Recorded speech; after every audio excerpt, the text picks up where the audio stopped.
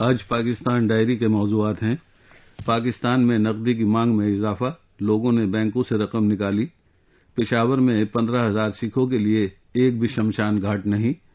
عدالتی مقدمات کی وجہ سے FBR 88 ارب روپے انکم ٹیکس وصول کرنے سے قاصر۔ انڈر یا اوور انوائسنگ سے پاکستان کو سالانہ $7 ارب کا نقصان۔ ایک رپورٹ۔ حکومت نے IMF کے ساتھ مزدوروں کے حقوق کی سودے بازی کی ہے۔ Bilawal Bhutto. State bank of Pakistan SBP کے گورنر ڈاکٹر رضا باکر کا کہنا ہے کہ پاکستان میں نقد رقم کی طلب میں اضافہ ہوا ہے کیونکہ لوگ ٹیکس نیٹ میں نہیں آنا چاہتے ہیں۔ باکر نے منگل کو پبلک اکاؤنٹس کمیٹی PAC کے اجلاس میں کہا، لوگ بینکوں سے پیسہ نکال رہے ہیں اور وہ ٹیکس کے جال میں نہیں آنا چاہتے۔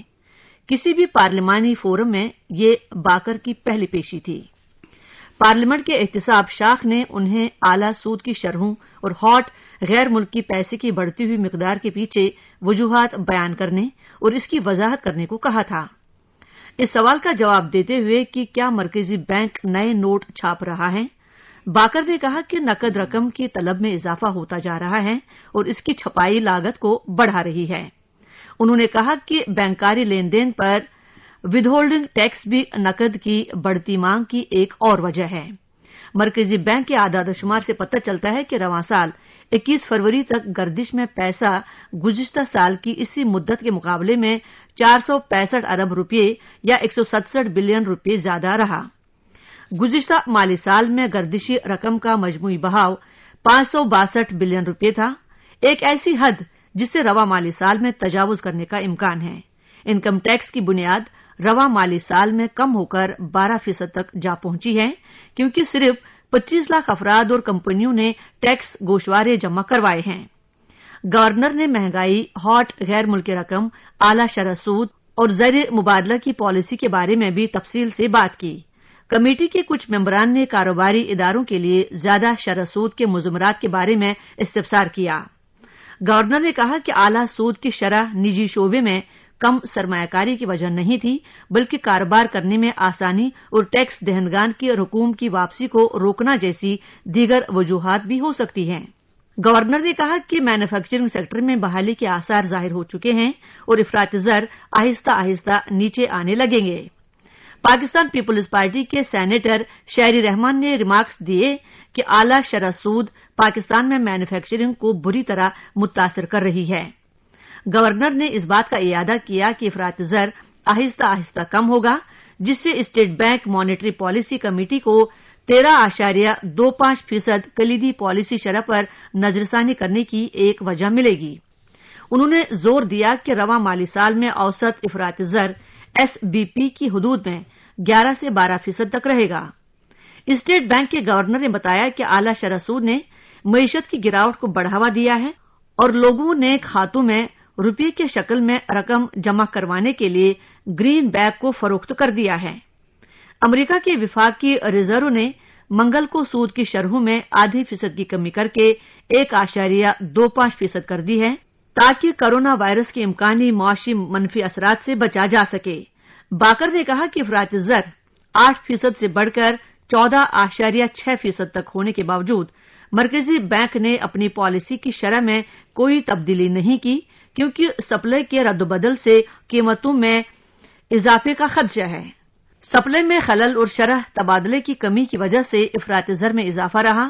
گورنر نے ہاٹ غیر ملکی رقم کو منظم طریقے سے انخلا کرنے کے لیے کیپٹل کنٹرول متعارف کرانے کے امکان کو بھی مسترد کر دیا۔ گورنر نے کہا کہ پورٹ فولیو میں سرمایہ کاری میں اتار چڑھاؤ ہو سکتا ہے لیکن اس کی موجودہ سطح قابل انتظام ہے۔ انہوں نے غیر ملکی پیسوں کے اچانک اخراج سے معاشی استحکام کو لاحق خطرات کے امکان کو مسترد کر دیا۔ ایک سوال کے جواب میں انہوں نے کہا کہ پاکستان ایک کھلی معیشت ہے اور مرکزی بینک کسی کو بھی بانڈز اور ٹریجری بلوں میں سرمایہ کاری کرنے سے نہیں روک سکتا۔ گورنر نے کہا کہ مرکزی بینک نے زر مبادلہ کے ذخائر کی تعمیر کے لیے شرح سود اور شرح تبادلے میں اصلاحات متعارف کروائے جو گزشتہ سال جولائی کے بعد سے نمایاں طور پر بڑھ چکی ہیں۔ پشاور میں سکھ مذہب سے تعلق رکھنے والے تقریباً 15,000 افراد یہاں دہائیوں سے آباد ہیں، مگر جب بھی برادری میں کوئی مر جاتا ہے تو انہیں آخری رسومات ادا کرنے کے لیے کوئی 100 کلومیٹر دور اٹک کا رخ کرنا پڑتا ہے، کیونکہ پشاور میں ان کے لیے ایک بھی شمشان گھاٹ نہیں ہے۔ شمشان گھاٹ لے جانے میں مشکلات کے حوالے سے بات کرتے ہوئے پشاور کے رہائشی اور سکھ کمیونٹی کے سماجی کارکن گورپال سنگھ نے انڈیپینڈنٹ اردو کو بتایا کہ یہ 2018 کی بات ہے جب ان کی کمیونٹی میں ایک خاتون کی موت ہوئی تھی۔ اس دن توہین رسالت کے خلاف پشاور میں بڑا مظاہرہ ہو رہا تھا۔ صبح جب ہم لاش کو اٹھا کر اٹک میں شمشان گھاٹ کے لیے نکلے تو روڈ کی بندش کی وجہ سے ہمیں کئی گھنٹے لگ گئے اور رات کے تقریباً 11 بجے ہم نے آخری رسومات مکمل کی۔ ان کا کہنا تھا کہ برادری میں کسی کی بھی فوتگی ہو جائے تو یہی صورتحال بن جاتی ہے، کیونکہ پشاور میں لاش کو سنسکار کرنے کے لیے کوئی بھی شمشان گھاٹ نہیں ہے۔ گورپال سنگھ نے شمشان گھاٹ نہ ہونے کے خلاف پشاور ہائی کورٹ میں ایک عرضی بھی دائر کر رکھی ہے، جس کی سماعت منگل کو ہوئی اور عدالت نے حکومت کو 8 اپریل تک جواب جمع کرنے کا حکم دیا ہے۔ گورپال سنگھ نے بتایا کہ پشاور میں 1947 سے پہلے تقریباً 200 شمشان گھاٹ تھے، جہاں پر سکھ کمیونٹی کے لوگ اپنے پیاروں کا سنسکار کرتے تھے، لیکن اس کے بعد وہ شمشان گھاٹ یا تو حکومت کے قبضے میں چلے گئے یا پھر عام شہریوں نے ان پر قبضہ کر لیا۔ گورپال نے بتایا کہ اب پشاور میں 15,000 کے قریب سکھ کمیونٹی کے لوگوں کے لیے ایک بھی شمشان گھاٹ نہیں ہے۔ ہمارے پیاروں کو اپنے شہر میں سنسکار کرنے کے حق سے بھی محروم کر دیا گیا ہے، حالانکہ ہر ایک کی خواہش ہوتی ہے کہ وہ اپنے شہر میں دفنایا جائے یا اس کا انتم سنسکار وہیں ہو۔ انکم ٹیکس وصولی سے متعلق عدالتی مقدمات کی وجہ سے federal board of revenue FBR tax دہندگان سے 87 ارب 42 کروڑ روپے وصول کرنے سے قاصر ہیں۔ ڈان اخبار کی رپورٹ کے مطابق پبلک اکاؤنٹس کمیٹی PAC کے اجلاس میں پیش کی گئی آڈٹ رپورٹ کے مطابق کثیر تعداد میں رقم اس لیے پھنسی ہوئی ہے کیونکہ ٹیکس دہندگان نے کسٹمز، ایکسائز اور sales tax tribunals, high courts اور سپریم کورٹ میں انکم ٹیکس دعووں کو چیلنج کر رکھا ہے۔ FBR کی نگراں چیئرپرسن نوشین جاوید امجد نے PAC کو بتایا کہ بیورو اس رقم کو اس لیے بازیاب نہیں کروا سکتا کیونکہ دعووں کے خلاف 96 کیسز زیر التوا ہیں اور چند کیسز ہائی کورٹس میں 2011 اور 2012 سے زیر التوا ہیں۔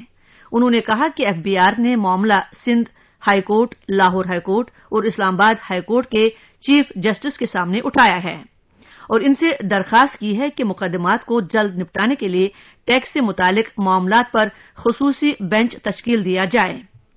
PAC کے چیئرمین رانا تنویر حسین نے کہا کہ ٹیکسز کی تیزی سے وصولی سے ٹیکس وصولی کا بہت بڑا فقدان کم ہوگا۔ FBR کے قانونی مشیر نے PAC کو آگاہ کیا کہ 65 انکم ٹیکس سے متعلق مقدمات ٹریبیونلز میں، 27 ہائی کورٹ میں اور 4 سپریم کورٹ میں زیر سماعت ہیں۔ آڈٹ رپورٹ میں FBR کے کھاتوں میں 14 کروڑ 22 لاکھ روپے کی بے ضابطگیوں کی نشاندہی بھی کی گئی ہے، جو مالی سال 2012-13 کے تھے۔ اس سے قبل PAC نے شہری ہوابازی کے سیکریٹری حسن ناصر جامی پر تنقید کی کیونکہ وہ اسلام آباد انٹرنیشنل ایئرپورٹ پر متوازی رن وے کی تعمیر سے متعلق کمیٹی کو مطمئن نہیں کر سکے تھے۔ کمیٹی کے سامنے پیش کردہ ایک آڈٹ رپورٹ میں بین الاقوامی معیارات اور تجویز کردہ طرز عمل، ایروڈروم ڈیزائن اور آپریشنز کا حوالہ دیا گیا، جس کے مطابق جہاں متوازی رن وے بیک وقت استعمال کرنے کے لیے بنائے جاتے ہیں، ان کے سینٹر لائنز کے درمیان فاصلہ کم از کم 1 کلومیٹر ہونا چاہیے۔ تاہم آڈٹ رپورٹ میں نشاندہی کی گئی کہ شہری ہوابازی کی اتھارٹی CAA نے دونوں رن وے کی سینٹرل لائنز کے درمیان 210 میٹر کے فاصلے پر مرکزی رن وے کے متوازی ایک ثانوی رن وے تعمیر کیا تھا۔ آڈٹ رپورٹ میں بتایا گیا کہ سیکنڈری رن وے پر بلا جواز اخراجات سے قومی خزانے کو 71 کروڑ 90 لاکھ روپے کا نقصان پہنچا۔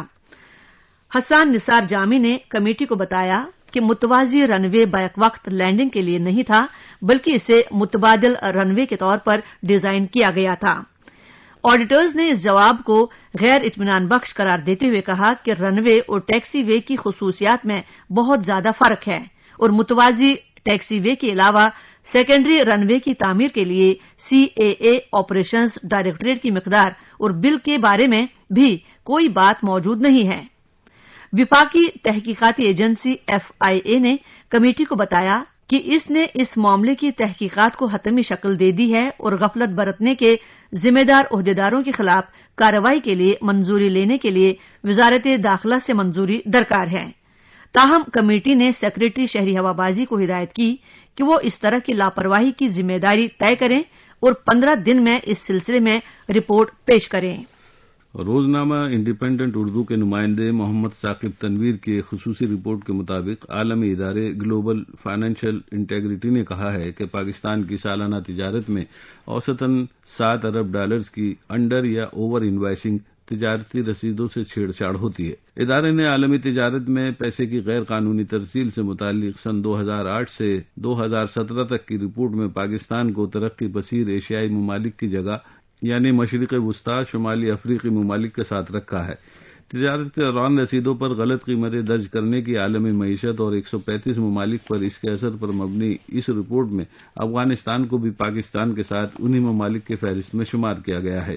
رپورٹ کے مطابق سن 2008 سے سن 2017 کے دوران پاکستان کی دیگر ممالک کی تجارت میں اوسطاً $7 ارب سالانہ سے زائد کی انڈر یا اوور انوائسنگ کی گئی۔ گلوبل فائنینشل انٹیگریٹی کے مطابق ان 10 سالوں میں پاکستان کی دیگر ممالک کے ساتھ تجارت میں $77 ارب کا جھول دیکھنے میں آیا ہے، جو پاکستان کی عالمی تجارت کا اوسطاً 17% بنتا ہے۔ گلوبل فائنینشل انٹیگریٹی نے یہ تخمینہ پاکستان کی سرکاری تجارتی اعداد و شمار اور جن ممالک سے پاکستان نے تجارت کی ان کے سرکاری اعداد و شمار کو دیکھ کر لگایا ہے۔ مثال کے طور پر اگر پاکستان نے چین کے ساتھ اپنی تجارت $5 ارب ظاہر کی ہے اور چین نے اپنے سرکاری اعداد و شمار میں اسی تجارت کا حجم $7 ارب ظاہر کیا ہے، تو اس کا مطلب ہے کہ پاکستان اور چین کے درمیان $2 ارب کے قریب انڈر یا اوور انوائسنگ ہوئی ہے۔ انڈر یا اوور انوائسنگ سے مراد دوران تجارت اشیاء کی اصل قیمت و فروخت کے بجائے رسید پر غلط قیمت درج کرنا ہے۔ رسید میں یہ چھیڑ چھاڑ اس لیے کی جاتی ہے تاکہ ٹیکس اور کسٹم ڈیوٹی سے بچا جا سکے۔ اس کے علاوہ پیسہ ملک سے باہر لے جانے کے لیے بھی اس طریقے کو استعمال کیا جاتا ہے۔ مثال کے طور پر اگر درآمد کرتے وقت ایک چیز کی قیمت $100 ہے تو رسید میں اس کی قیمت $120 ظاہر کی جائے گی۔ ایسی قیمت ظاہر کرنے کی وجہ سے خریدار اضافی $20 ملک سے باہر بھجوا سکتا ہے۔ اسی طرح اگر قیمت کم دکھائی جائے تو اس درآمداتی ڈیوٹی سے بچا جا سکتا ہے اور ٹیکس بھی کم ادا کرنا پڑتا ہے۔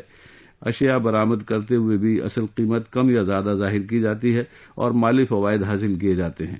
غلط تجارتی رسیدوں سے عموماً ترقی پذیر ممالک کو زیادہ نقصان ہوتا ہے۔ جب رسیدوں میں اصل قیمت ظاہر نہیں کی جاتی تو ایک ملک کو ملنے والے ممکنہ ٹیکس سے آمدن نہیں ہو پاتی۔ اگر یہ آمدن ہو جائے تو اسے عوامی فلاح و بہبود پر خرچ کیا جا سکتا ہے۔ اس کے علاوہ اس پیسے سے نئی نوکریاں دی جا سکتی ہیں اور غربت کا خاتمہ بھی کیا جا سکتا ہے۔ دوسری جانب جب کوئی ملک درآمدات کرتا ہے تو اس سے ڈالرز دوسرے ملک جاتے ہیں، مگر رسیدوں میں غلط قیمت درج ہونے سے جو ڈالرز اضافے ہوتے ہیں وہ عموماً آف شور کمپنیوں یا ٹیکس ہیونس میں جاتے ہیں، جس سے ترقی پذیر ممالک کو نقصان ہوتا ہے۔ گلوبل فائنینشل انٹیگریٹی کے مطابق اس نقصان سے ترقی پذیر ممالک کے لیے سن 2030 تک اقوام متحدہ کے پائیدار ترقیاتی اہداف کی حصولی میں مشکل ہوگی۔ چیئرمین پیپلز پارٹی بلال بھٹو زرداری کا کہنا ہے کہ حکومت نے IMF کے ساتھ مزدوروں کے حقوق کی سودے بازی کی ہے۔ دنیا بھر میں گلوبلائزیشن کے نام پر مزدوروں کے حقوق چھینے جا رہے ہیں۔ لاہور میں بلال بھٹو زرداری نے ایک تقریب سے خطاب کرتے ہوئے مزدوروں کے حق میں کہا کہ جن اداروں میں مزدوروں کا خون پسینہ شامل ہے ہم وہ بیچنے نہیں دیں گے۔ امید ہے عدلیہ کٹھ پتلی حکومت کے بجائے مزدوروں کا ساتھ دے گی۔ عدلیہ کسی ادارے کی نجکاری نہیں کرنے دے گی۔ آج ہر طبقے کا معاشی قتل ہو رہا ہے، جن میں مزدوروں کا معاشی قتل بھی شامل ہے۔ چیئرمین پیپلز پارٹی کا کہنا تھا کہ پاکستان میں مزدور طبقے پر ہر طرف سے حملے ہو رہے ہیں۔ جدید دور میں مزدوروں کے حقوق کا بھی تحفظ کرنا ہے اور سب کو متحد ہو کر اس ٹیکنالوجی کے دور میں مزدوروں کو لے کر آگے بڑھنا ہوگا۔ انہوں نے کہا کہ جب بھی سلیکٹڈ حکومت آتی ہے کم قیمت پر اداروں کو بیچا جاتا ہے۔ اگر مشرف ادارے نہیں بیچ سکتا تو کٹھ پتلی حکومت بھی ادارے نہیں بیچ سکتی۔ بلاول نے مزید کہا کہ جب ادارے نقصان میں ہوتے ہیں تو مزدوروں کو بھی اس کا حصہ بنا دیا جاتا ہے، لیکن جب یہی ادارے منافع میں ہوتے ہیں تو اس میں سے مزدور کو حصہ نہیں دیا جاتا۔ لہذا اب واحد یہی راستہ ہے کہ عوام اور مزدوروں کی حکومت ہو جو ان کے مسائل حل کر سکتی ہو۔ انہوں نے کہا کہ ہمیں پاکستان میں مزدوروں کے لیے نئی لیبر پالیسی لانا ہوگی تاکہ مزدوروں کا معاشی قتل بند ہو، مزدور کی اتنی تنخواہ ہو کہ مزدور گھر چلا سکے، بچوں کا علاج معالجہ کرا سکے۔ مشرف دور میں یونین سازی کا حق چھینا گیا تھا، جو PPP کے دور میں دوبارہ بحال ہوا۔